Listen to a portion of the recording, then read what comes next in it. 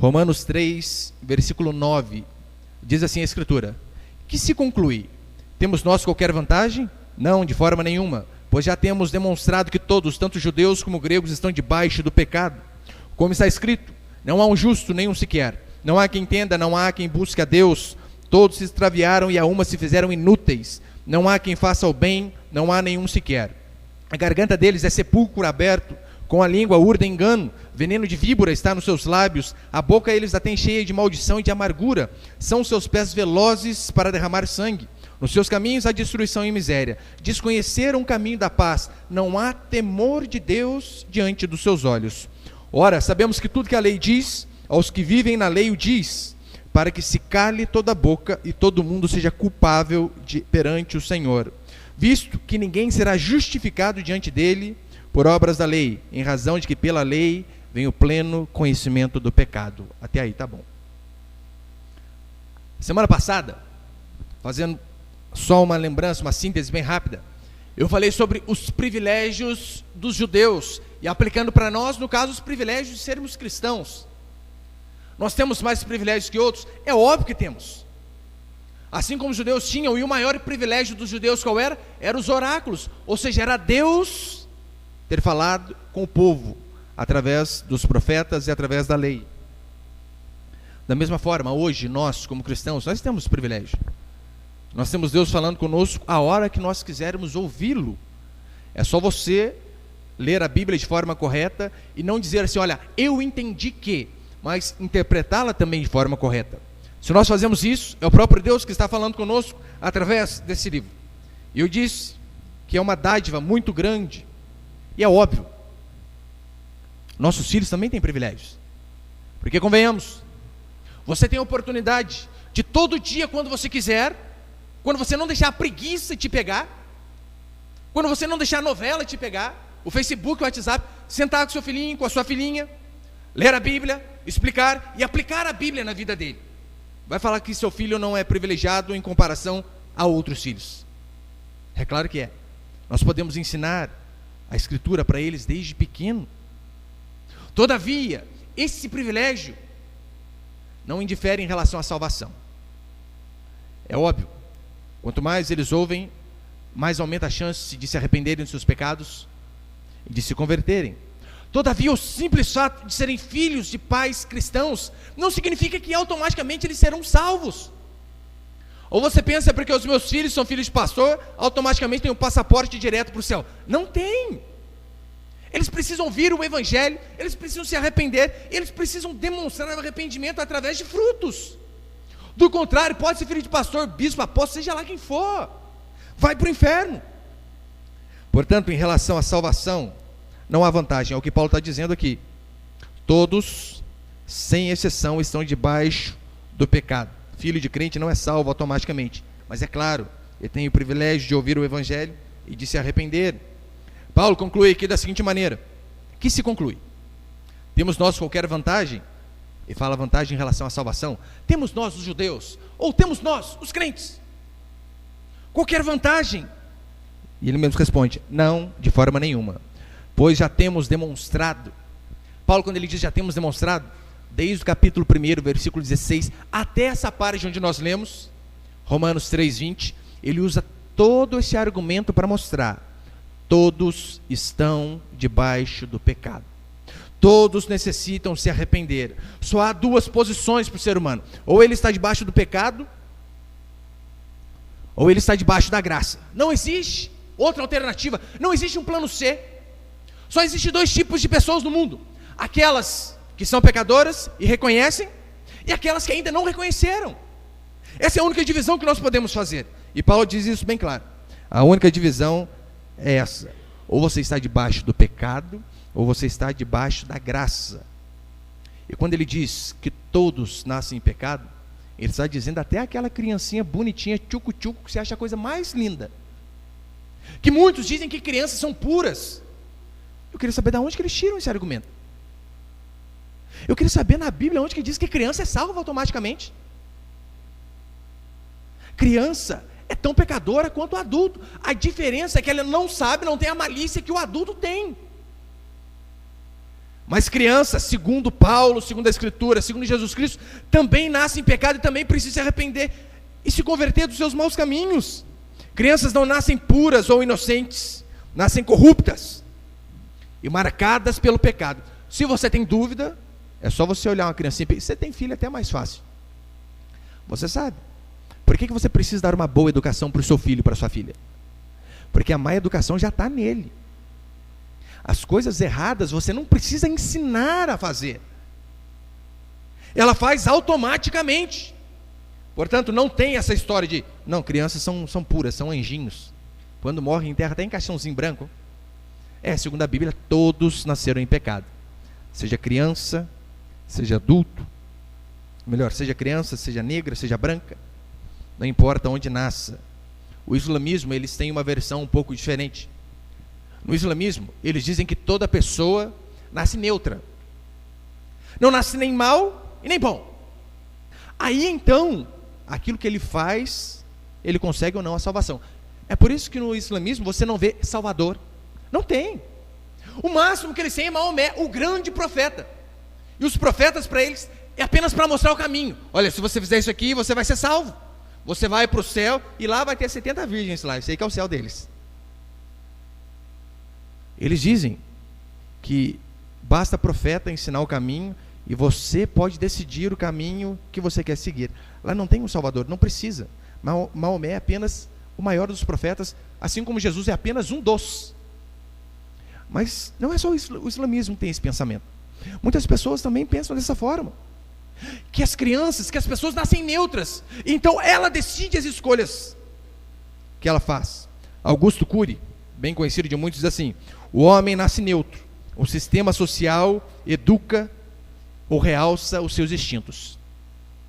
Ele tem o mesmo pensamento do Islã. O ser humano nasce neutro. Agora o sistema social é que de fato vai definir, vai realçar os seus instintos. Mas a questão é a seguinte: se o ser humano nasce neutro, qual o instinto que vai ser realçado, sendo que ele é neutro?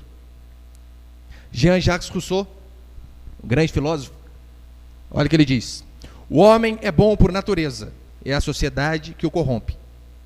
Essa semana eu escrevi um artigo intitulado por Rousseau, Filosofando na Maionese. Na verdade, fazendo uma sátira, viajando na maionese, com base nesse argumento dele. Ele diz: o homem é bom por natureza, é a sociedade que o corrompe. Vamos lá. Se é a sociedade que corrompe o homem, a sociedade é composta de quê? Bicho, árvore. Tem a definição ali? Não tem, né? A definição, segundo o dicionário de sociedade, é a seguinte: sociedade, grupo humano que habita em certo período de tempo e espaço. Mas calma aí, se o homem nasce neutro, como ele diz, e a sociedade o corrompe, a própria definição de sociedade é um grupo humano que habita em determinado lugar. Ou seja, quem corrompe o homem é o próprio homem. Ou, segundo a Bíblia, ele nasce corrompido.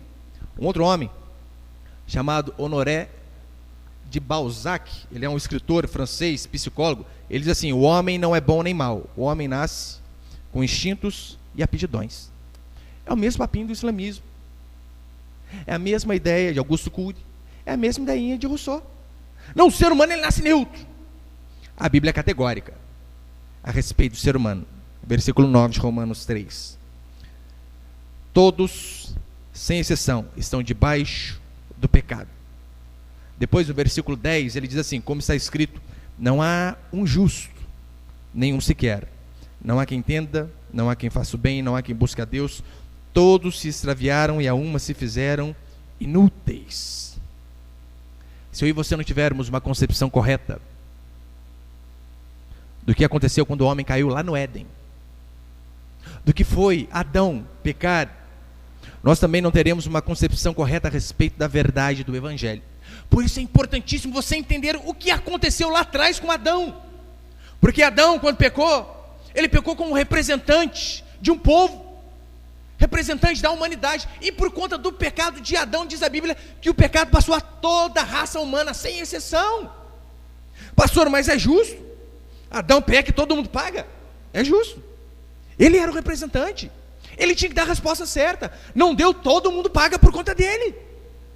Uma vez eu estava dando uma instrução no quartel, e era uma instrução de sobrevivência na mata, e na instrução eu coloquei o áudio de um piloto que estava indo do Amazonas para não sei que lugar, sabe? O piloto, ele é o responsável pela aeronave, e esse piloto fez um cálculo errado de combustível, e depois de fazer o cálculo errado de combustível, pegou o azimuth errado, pegou o caminho errado, e então no meio da floresta ele vê que ele tomou o caminho errado, ele não consegue voltar para o aeroporto de partida, e também não consegue chegar ao aeroporto mais próximo. Terrível. E então ele comunica à tripulação e os passageiros do seu erro, e termina com a seguinte frase: tenham todos um bom fim. Imagina o desespero que foi no avião, pessoas gritando, apavoradas. Todos pagaram por conta do erro de um, e é exatamente isso que a Bíblia diz que acontece com o ser humano. Por conta do pecado de Adão, todo homem, toda mulher, toda criança, todo ser humano nasce com DNA corrompido. É igual um celular, sabe que nunca você consegue arrumar ele? Está sempre com vírus. O ser humano nasce com vírus. Qual vírus? Chamado pecado. Em 1 Coríntios, Paulo diz assim, 1 Coríntios 15, 21, visto que a morte veio por um homem. Qual homem? Adão, óbvio. Visto que a morte veio por um homem, também por um homem veio a ressurreição dos mortos. Aqui Paulo, ele faz um jogo de palavras para mostrar, olha, Adão foi o primeiro representante e errou, mas nós tivemos um segundo representante, Jesus Cristo, que acertou, e aqueles que acreditam nele, esses também acertarão. Visto que a morte veio por um homem, também por um homem veio a ressurreição dos mortos, porque assim como em Adão todos morrem, assim também todos serão vivificados em Cristo, assim como Adão. Que coisa! Dois representantes. Por conta da obediência de um, temos vida, e por conta da desobediência de outro, gerou morte. E então Paulo, depois de dizer que todos estão debaixo do pecado, ele descreve uma sequência de versículos aqui, do versículo 10 até o versículo 18, ele faz citações de Isaías, faz citação dos Salmos. O que Paulo está dizendo, e ele repete exaustivamente, é que ninguém é justo diante de Deus por suas próprias forças. É até interessante que ele diz assim, olha, como está escrito, ele cita a escritura, toda vez quando você vê, talvez na sua Bíblia também está assim, um pouquinho para frente, né, o parágrafo, do versículo 10 até o 18, como está escrito, ele começa a citar o Antigo Testamento e os profetas. Não há um justo, e ele ainda repete, nenhum sequer, redundante, porque quer saber se uma pessoa está pregando de forma correta? É que ela repete, e às vezes repete várias vezes a mesma coisa, ou você acha que explicando apenas uma vez você vai entender? Na escola não é assim, às vezes você tem que ouvir uma coisa dezenas de vezes para entrar na sua cabeça, e é por isso que Paulo repete o tempo todo, desde o capítulo 1, versículo 16, até o capítulo 3, versículo 20, ninguém é justificado com base nos seus próprios feitos, com base no seu caráter, com base na sua própria força. E ele ainda diz assim, não me desgosta, e é segurança vossa que eu vos fale as mesmas coisas. Precisamos sim repetir sempre, a prova de um bom pregador é que ele repete também. Eu quero passar aqui então 3 princípios dessa história. Primeiro princípio, todos precisam de um Salvador. Você pode falar para a pessoa do seu lado? Todos precisam de um Salvador, sem exceção. Todo ser humano precisa de um Salvador. Em Romanos 1,16, Paulo diz assim, pois não me envergonhe do Evangelho. E ele responde o porquê. Porque é o poder de Deus para a salvação de todo aquele que crê. Primeiro do judeu e também do grego. Visto que a justiça de Deus se revela no Evangelho, de fé em fé, como está escrito, o justo viverá pela fé. Ele não se envergonha do Evangelho, por quê? Porque o Evangelho é o poder de Deus para a salvação de todo aquele que crê. Todo ser humano precisa de um Salvador. Não pense que Maria não precisava. Ela precisava e ela também tinha consciência disso. Os católicos que não entendem, eles que não têm essa consciência. Mas Maria, em Lucas 1,46, no seu cântico conhecido como Magnificat, ela, pelo fato de ser bem-aventurada entre as mulheres, de trazer no seu ventre o Salvador do mundo, ela canta de alegria. É isso que nós vemos o tempo todo na Bíblia. Zacarias e vários outros homens, eles estão felizes, cantam, é por isso que cantamos também. Então, no seu cântico Magnificat, ela diz assim, o meu espírito se alegrou em Deus, meu Salvador. Que coisa! Maria tinha plena consciência. Assim como todos precisam de um Salvador, eu também, por mais que sou bem-aventurada de trazer Jesus no meu ventre, eu também preciso de um Salvador. Preciso de alguém que me limpe dos meus pecados. Nos Salmos, constantemente nós vemos a expressão: salva-me, Senhor. Sabe por que nós precisamos tanto de um Salvador? Sabe por que nós precisamos tanto sermos justificados pela graça e pela misericórdia de Deus? A resposta está aqui nessa sequência de passagens que Paulo cita. Por que nós precisamos de justificação pela fé? Por que nós precisamos de um Salvador? Paulo começa a relatar a mim e a você a partir do versículo 10. Não há um justo, nenhum sequer. Não há quem entenda, não há quem busque a Deus. Todos se extraviaram e a uma se fizeram inúteis. Ele está falando justamente de nós. Não há salvação sem convicção de pecado. É por isso que Deus teve que enviar Jesus Cristo. É por isso que Deus teve que mandar o seu Filho a esse mundo. Porque a humanidade, sem exceção, estava perdida. E ainda o está sem Deus. Por mais que a tecnologia melhore, as pessoas fiquem mais inteligentes, a expectativa de vida aumente, o ser humano continua perdido. Olha o que Paulo diz em Gálatas 4. Vindo, porém, a plenitude do tempo, Deus enviou o seu Filho, nascido de mulher, nascido sob a lei. Para que Deus enviou Jesus Cristo? Para resgatar os que estão sobre a lei, a fim de que recebêssemos a adoção de filhos. Vindo, porém, a plenitude do tempo, Deus enviou o seu Filho, nascido de mulher, para resgatar a todos nós. Porque Ele sabia que o ser humano precisa de resgate. Portanto, há esperança para nós? Há uma chance para mim e para você? Segundo a Bíblia, ainda bem que há. E essa chance é apenas mediante a graça e a misericórdia de Jesus Cristo. Se não for através dela, não tem outra forma de sermos salvos. E Paulo depois aqui, nessas citações, ele faz uma divisão, do versículo 10 ao versículo 12, ele faz uma avaliação geral do homem em pecado. Depois do versículo 14 ao 17, ele faz uma avaliação particular do pecado em ação. E no versículo 18 ele conclui mostrando a causa da vida desgraçada que o ser humano leva. É interessante que aqui no versículo 10, 11 e 12, quando ele faz essa avaliação do pecado, ele começa dizendo: olha, não há um justo. Se você não entendeu, meu irmão e minha irmã, ele ainda repete: nenhum sequer. Você não é. Eu não sou. O Papa não é. Maria não é. Ninguém é justo diante de Deus. Ninguém vai poder um dia chegar diante de Deus e dizer assim: Senhor, graças te dou, porque não sou como os demais. Olha quantas coisas eu faço. Olha o meu estilo de vida comparado com aquela prostituta, com aquele sem vergonha, com aquele maconheiro. Jesus vai falar assim: não, mas o padrão não é eles. O padrão sou eu, Jesus Cristo. Comparado com ele, quem pode dizer que é justo? Quando ele diz que não há um justo, é óbvio, você vai ver algumas passagens no Antigo Testamento, ou até no Novo, que diz assim: olha, fulano, Zacarias era justo diante do Senhor. Mas a justiça que a Bíblia fala, não é a justiça de perfeição. Não quer dizer que Zacarias era perfeito diante de Deus, porque essa perfeição não há em nenhum ser humano. Essa situação do homem ser inculpável e puro de coração e pensamento, nenhum ser humano é. Não é uma classificação entre homens, porque muitos pensam que ser justo é ser justo comparado com o vizinho, ser justo comparado com fulano. Absolutamente não. Ser justo é você ser irrepreensível quanto à lei de Deus, não apenas nos atos externos, mas também no pensamento. Lembra quando Jesus ensina? Não adulterarás. Eu, porém, vos digo: aquele que olhar para uma mulher com intenção impura cometeu adultério. Não matarás. Eu, porém, vos digo: aquele que chamar o seu irmão de tolo. Não cobiçarás. Para Deus tudo isso é pecado. E Paulo continua dizendo: olha, não há quem entenda. Ou seja, não há nenhum sábio o suficiente para entender as verdades divinas, as realidades divinas. Por consequência, Paulo diz assim: olha, não há quem entenda, não há quem busque a Deus. Por conta do ser humano não entender, o ser humano não busca a Deus. Porque ora, como vamos buscar alguém que é totalmente diferente da gente? Ninguém busca. Por consequência, o homem não busca a Deus.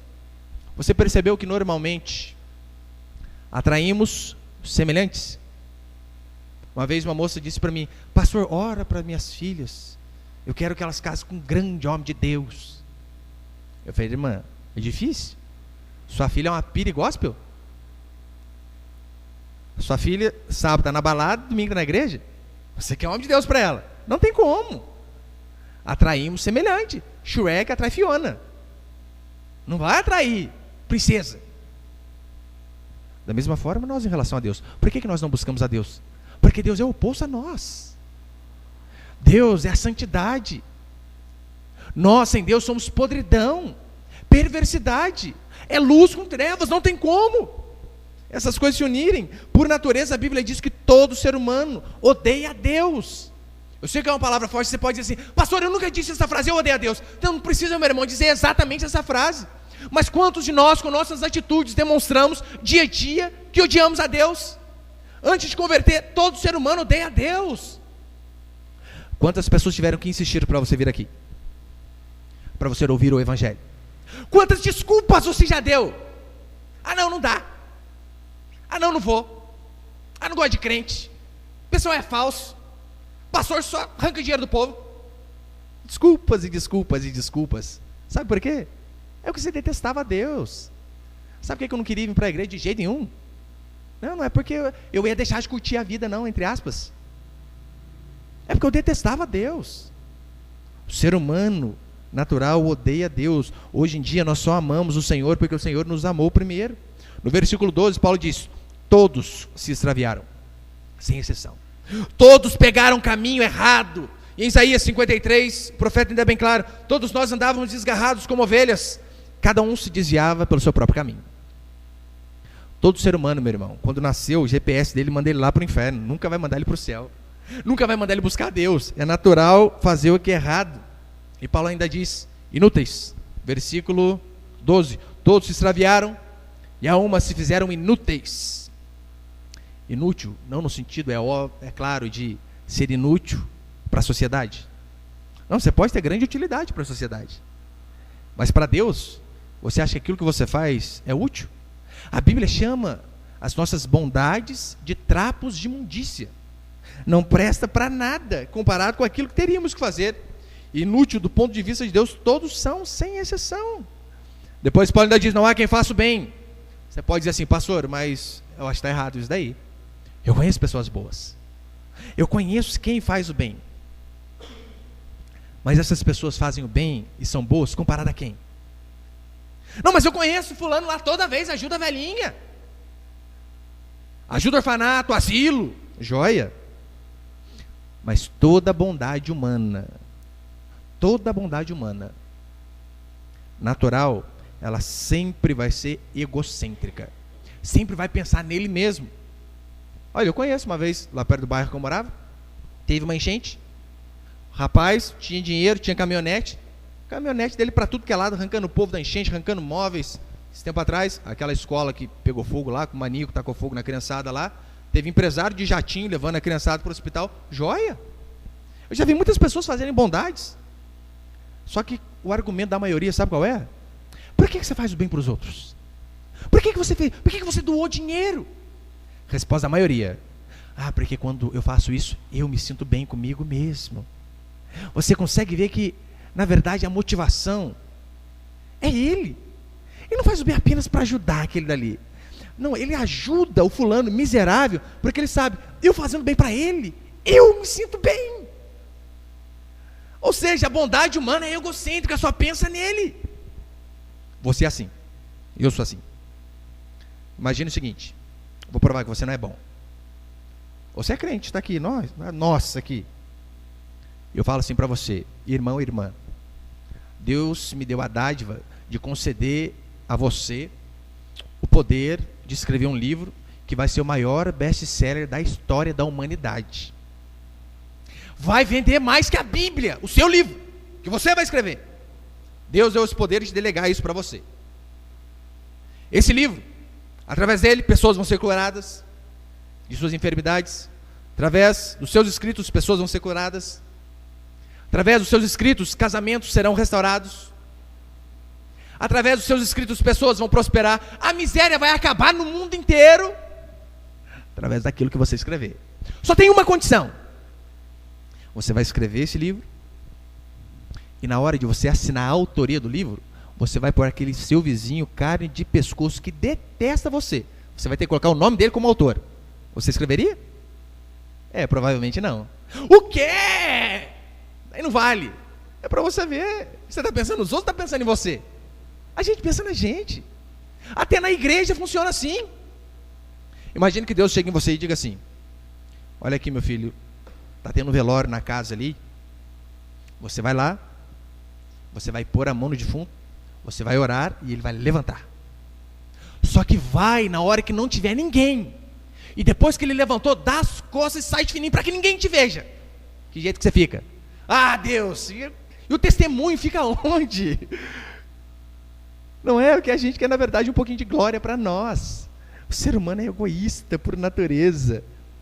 O comportamento do homem é pecaminoso por conta da sua natureza. Aqui, depois de Paulo mostrar o comportamento do homem em pecado, em palavras, ele diz aqui no versículo 13, começa a dizer como que as nossas palavras agem. A garganta deles é sepulcro aberto, algo bem nojento, um caixão aberto, podre, um corpo apodrecendo. É isso que ele diz, da garganta de todo ser humano sem se converter.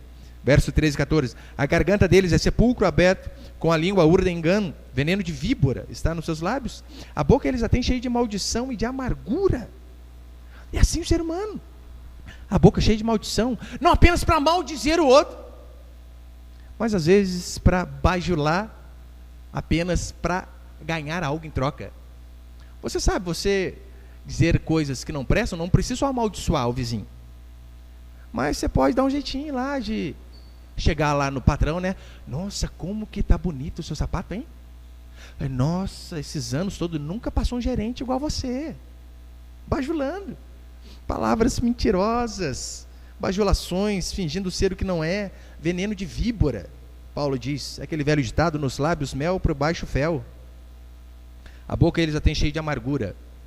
Você percebeu quantas vezes a amargura também está na nossa boca? Se as coisas estão indo bem, maravilha, glória a Deus por isso. E as coisas começarem a dar errado, cadê Deus? Por que aconteceu isso aqui comigo? Tanta gente fazendo coisas ruins, e a desgraça bate na minha porta, a enfermidade bate aqui em casa. Por que, Senhor? Olha a amargura aí, você não consegue perceber? Depois de Paulo mostrar o pecado nas palavras, ele começa a mostrar os pecados nos atos, verso 15 a 17, olha o que ele diz. São os pés velozes para derramar sangue. Eu não estou dizendo que todo ser humano é assassino, não. Mas os nossos pés, sem exceção, são rápidos para fazer o que é errado. Como que você era? Infelizmente, como que muitos ainda dentro das igrejas são. Chama você para frequentar o culto, você dá 10 milhões de desculpa. Vai ter um churrasco, bebedeira lá. Você nem pensa duas vezes, está correndo lá. Eu vou com o meu carro, tem gente para levar? É mais ou menos assim que funciona ou não é? Para fazer o que é correto, para os pés andarem no caminho certo, é uma lerdeza. Agora, para correr para o pecado é um absurdo. Para vir para a igreja, talvez você tenha que vir empurrado, carregado literalmente. Mas chama para bagunça, vai correndo. Quão rápido a gente vai para o pecado e quão lento a gente vai para buscar Deus. Só que nós não percebemos que o pecado também, como ele é prazeroso, quão rápido ele é destrutivo. Você já percebeu? O que a bebida faz? O que a droga faz? O que o adultério faz? Essa semana eu estava no bairro que eu morava quando eu era pequeno. Daí passou um amigo meu do lado, eu mostrei para o meu filho. Filho, tá vendo esse rapaz aí? Era um dos melhores jogadores aqui da cidade. Rapaz, jogava futebol demais. Parecia o Robinho na época do Santos. Muito bom. Tinha tudo para ter uma carreira brilhante. Pai, o que aconteceu com ele? Droga. Acabou, moleque. Já era. Consegue perceber como o pecado é destrutivo? O ser humano desconheceu o caminho da paz. O homem natural normalmente vai para o caminho da tormenta, porque Isaías diz, para os perversos diz o meu Deus, não há paz. Segundo princípio, já estou encerrando. O real problema do homem, tem uma grande diferença entre o homem ser piedoso e o homem ser ímpio. São coisas opostas, ímpio e piedade. Qual que é a maior característica de um homem piedoso? Diz a Bíblia que é o temor a Deus. Olha o que diz Provérbios 9:10. Provérbios 9:10. O temor do Senhor é o princípio da sabedoria. Para se começar de forma correta, temor ao Senhor. O temor do Senhor é o princípio da sabedoria. E o conhecimento do santo... terminou ali? O temor do Senhor é o princípio da sabedoria e o conhecimento do santo é prudência. Meu irmão, se você erra no princípio, começa a construir uma casa onde você não faz um alicerce bem feito. Em vez de você fazer ali o baldrame, é isso que chama, Edvaldo? Baldrame, né? Em vez de você fazer aquilo ali, constrói na terra, do jeito que está. Ah não, que acho que vai ficar, é areia, mas vamos construir. Errou no princípio, meu irmão, vai errar no final. Se o alicerce é mal construído, a casa vai ser mal construída também, vai cair. Agora, se não há temor de julgamento, o homem pode fazer o que quer, pode viver da maneira que ele quer. Por que você acha? Eu sempre cito aquela canção Imagine dos Beatles. Uma das traduções é: imagine se não houvesse céu e nem inferno. Porque se não há punição e não há recompensa, eu posso viver da maneira que eu quiser. Por que você acha que a criminalidade no Brasil aumenta a cada dia? Por conta da cultura da impunidade. O político sabe: ó, fulano roubar um litro de leite vai preso. Eu posso roubar milhões de um hospital e não vai dar nada. Quando chegar o meu julgamento, eu já estou velhinho. Salmo 16 diz assim: o Senhor tem sempre a minha presença, estando ele à minha direita, não serei abalado. O que o salmista ilustra aqui é o seguinte: o Senhor deve estar sempre diante de nós.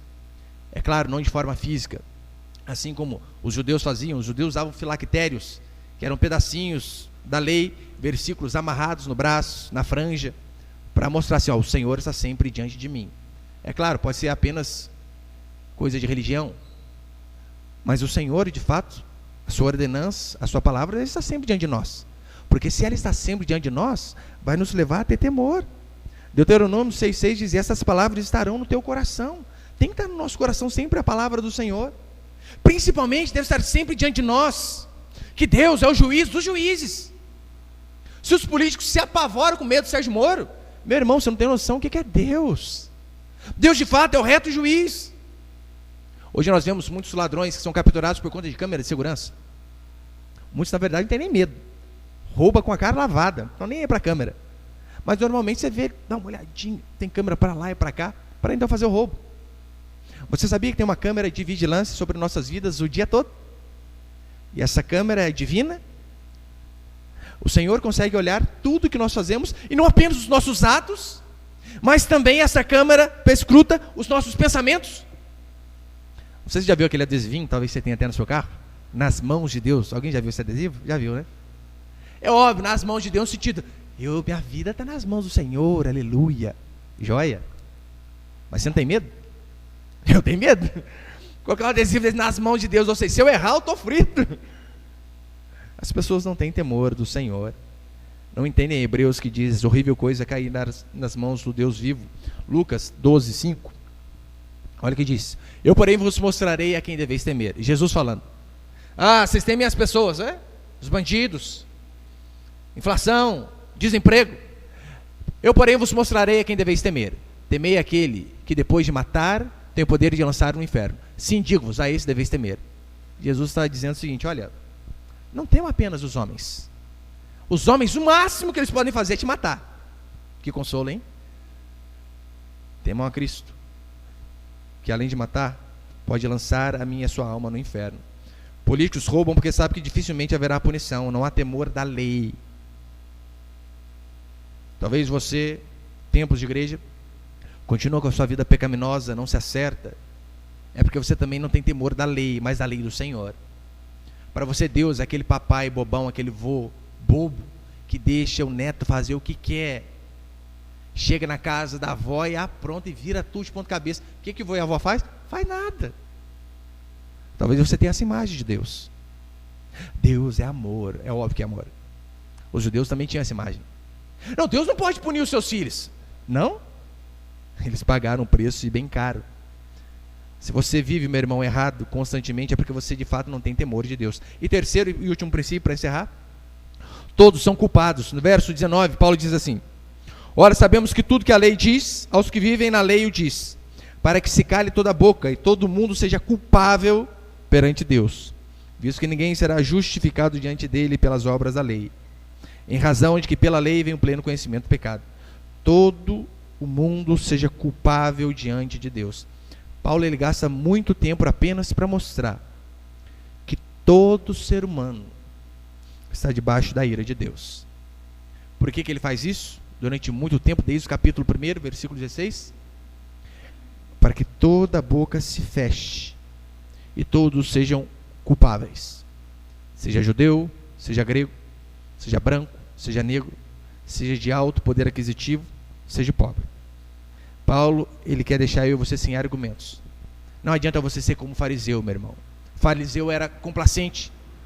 Ele achava que ele era bom demais. Lembra a oração dele? Graças te dou porque eu não sou como os demais. Ele achava isso. Paulo vem e diz: você não entendeu nada.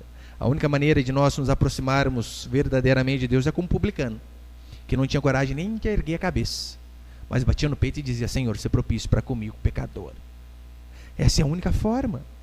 Sem nada nas mãos, sem argumentos fúteis. Você não vai poder falar, meu irmão, para Deus assim: Senhor, olha, eu errei, mas viu tanta coisa certa que eu fiz? Igual o Maluf, lembra o Maluf? Graças ao Senhor está preso. Olha o argumento dele: eu roubo, mas eu faço. Não vamos poder dar esse argumento para o Senhor. Senhor, matei 10, mas salvei 10. Fiz um monte de coisa errada, Senhor, mas olha tanta coisa boa que eu fiz. Jesus fechou a boca do jovem rico, que dizia: tudo tenho observado. Jesus mostrou para ele: não observou nada. Jó 40, versículo 4. Jó também achava que era o supra-sumo. Daí Deus começou a dialogar com Jó, fazer umas perguntinhas bem fáceis. Jó, onde você estava quando eu medi os céus a palmo? Jó, onde você estava quando eu medi o oceano ali e as águas aqui na concha da minha mão? Onde você estava, Jó? Jó, então, depois desses argumentos divinos, Jó diz assim: sou indigno. Que te responderia eu? Põe uma mão na minha boca. Ou seja, Jó, sabe o que ele fez? Em vez de responder, ficou quietinho. Falei: Senhor, eu não sou digno, não sou digno. Você já aprendeu, meu irmão, a se calar diante do Senhor? Ou você vive dando argumento? Senhor, me abençoa. Por quê? Senhor, eu tenho sido um bom menino. Para você então Deus é Papai Noel e não Papai do Céu. Senhor, fiz bem o ano inteiro, portanto sou digno de receber tal coisa. Você já aprendeu, meu irmão, a não ficar se justificando? Mas eu não sou tão mal assim. Olha as outras pessoas. Olha para mim. Você aprendeu a fechar sua boca diante do Senhor? Não adianta você dizer assim: Deus, eu errei, mas a fulaninha contribuiu para que eu errasse. Eu errei, mas olha, o sistema corrupto no Brasil nos leva a nos corromper. Não adianta.